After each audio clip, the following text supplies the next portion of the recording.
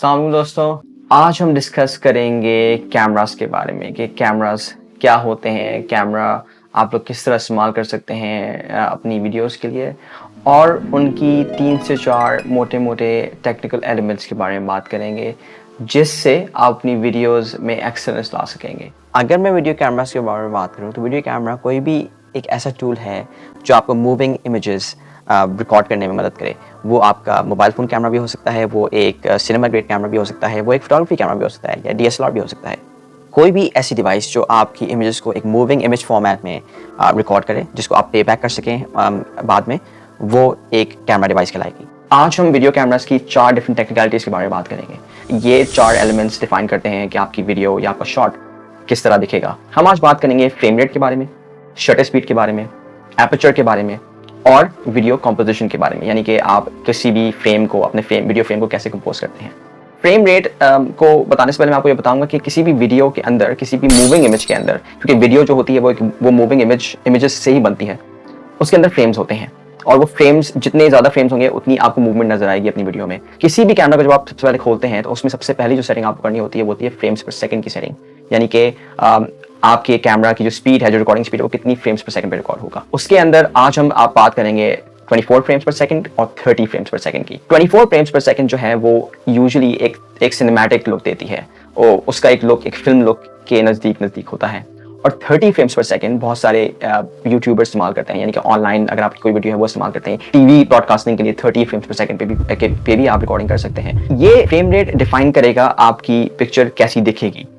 ये बहुत ज़रूरी है कि ये सेटिंग आप सबसे पहले करें। जब आप अपना कैमरा खोलें तो सबसे पहली सेटिंग आपको फ्रेम रेट की करनी पड़ेगी। तो सबसे पहले हम अपना कैमरा ऑन करते हैं और हम FPS सेटिंग में जाते हैं।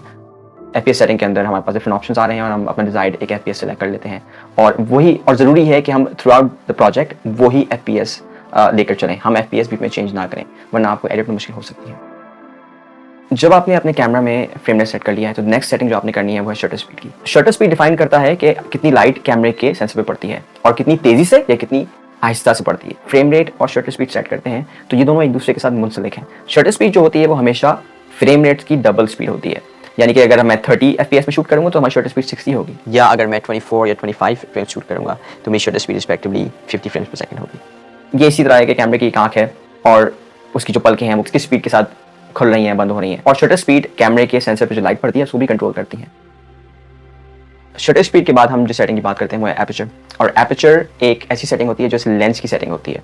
इस लेंस में जो ओपनिंग है उसका साइज कितना होना चाहिए वो एपर्चर डिफाइन करता है, और वो डिफाइन करता है कि हमारे कैमरे में लाइट कितनी आएगी। अगर लाइट ज़्यादा आएगी तो वो फोकस डिफाइन करेगा, फोकस कितना कैसा होगा वो डिफाइन करेगा। जितना हम एपर्चर को खोल के रखेंगे उतनी लाइट लेंस पे आएगी और लेंस के जरिए आपके सेंसर पे जाएगी, और उससे 2 चीज़ें होंगी।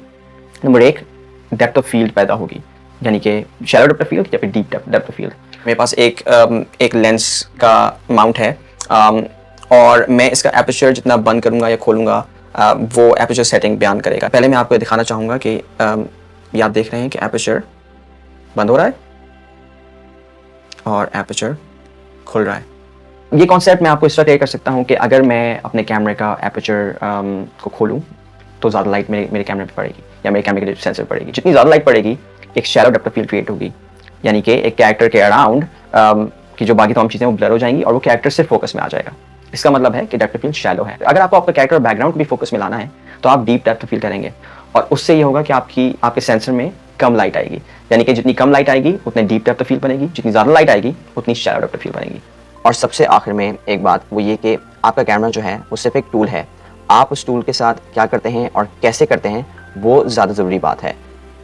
हम शॉट को किस तरह फ्रेम करते हैं, किस तरह लाइट करते हैं, किसी कैरेक्टर को शूट किस तरह करना है, क्या नैरेटिव बनाना है, ये सारी चीज़ें ज़्यादा इंपॉर्टेंट हैं। आप खुद कितने क्रिएटिव हैं, आपका क्रिएटिव विजन कैसा है।